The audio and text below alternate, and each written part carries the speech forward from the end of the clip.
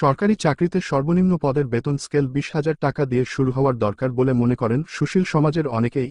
এজন্য অন্তর্বর্তী সরকারের কাছে বর্তমানে পে স্কেল রিভিউ করে নবম পে স্কেল দেওয়া উচিত বলে মনে করেন তারা।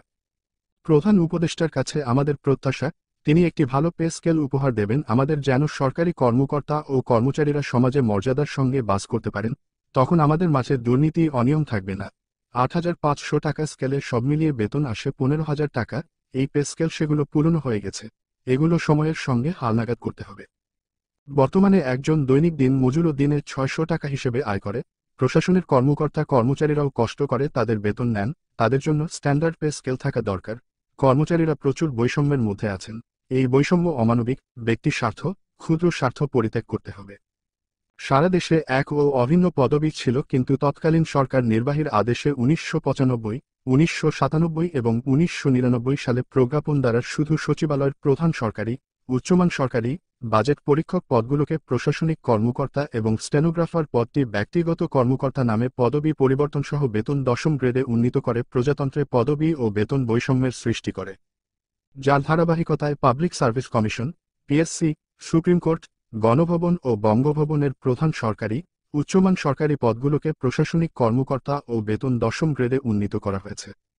অন্য দপ্তর, অধিদপ্তর, সংস্থা, স্বায়ত্তশাসিত প্রতিষ্ঠানে কর্মরত বর্ণিত পদবিগুলো অদ্যাবধি পূর্বাবস্থায় রয়ে গেছে, যা সংবিধানের চরম লঙ্ঘন এবং সুস্পষ্ট বৈষম্য।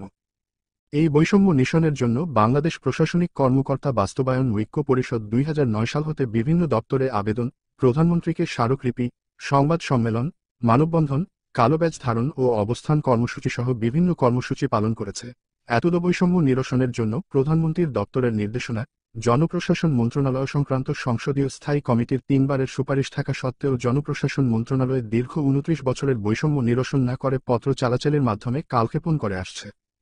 5 বছর অন্তর অন্তর পে স্কেল দেওয়ার কথা থাকলেও সরকার 2015 সালে বৈষম্যমূলক ও অসামঞ্জস্যপূর্ণ পে স্কেল দিয়ে 11-20 গ্রেডের কর্মচারীদের বঞ্চিত করছে। ইতিমধ্যে দ্রব্যমূল্য 10 গুণ বৃদ্ধি পেলেও কর্মচারীদের বেতন বাড়েনি। প্রায় 10 বছর পে স্কেল না দেওয়ায় এবং দ্রব্যমূল্য বৃদ্ধি পাওয়ায় প্রজাতন্ত্রের কর্মচারীরা মানবেতর জীবনযাপন করছে। স্বাধীনতার সুফল সর্বস্তরে পৌঁছে দিতে পদবি বৈষম্য নিরসনের বিকল্প নেই এবং নবম জাতীয় পে কমিশন গঠন সময়ের শ্রেষ্ঠ দাবি। আপনাদের একটি সাবস্ক্রাইব আমাদের নতুন নতুন ভিডিও বানাতে উৎসাহ যোগায়। নবম পে স্কেল সহ সরকারি চাকরিজীবীদের বেতন বৃদ্ধি সংক্রান্ত সঠিক তথ্য পেতে চ্যানেলটিতে লাইক, কমেন্ট ও সাবস্ক্রাইব করতে ভুলবেন না। ধন্যবাদ।